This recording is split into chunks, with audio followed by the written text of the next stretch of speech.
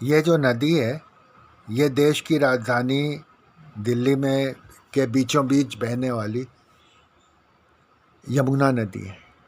इसका पानी काला है, बिल्कुल काला, और आप नज़दीक खड़े नहीं हो सकते। इसका पानी बदबूदार भी है।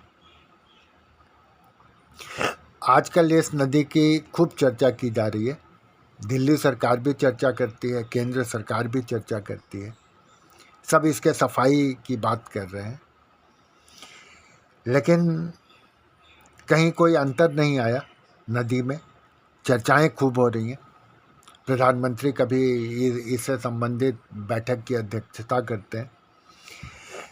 कभी दिल्ली का बजट पेश होता है तो उसमें यमुना की सफाई के लिए कितने करोड़ रुपए सैंक्शन किए गए ये बताया जाता है। हमारे देश में एक परंपरा भी है कि किसी भी विषय पे हम तब तक चर्चा करते हैं जब तक उसी विषय पे दूसरा कुछ नहीं हो जाए।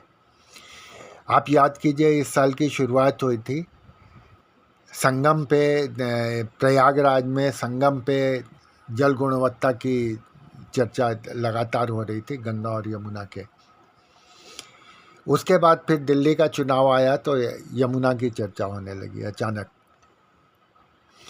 अब आज के दौर में केवल एक सिंधु नदी की चर्चा होती है, चाहे मीडिया हो, चाहे सोशल मीडिया हो, चाहे लोग आपस में बात कर रहे हों।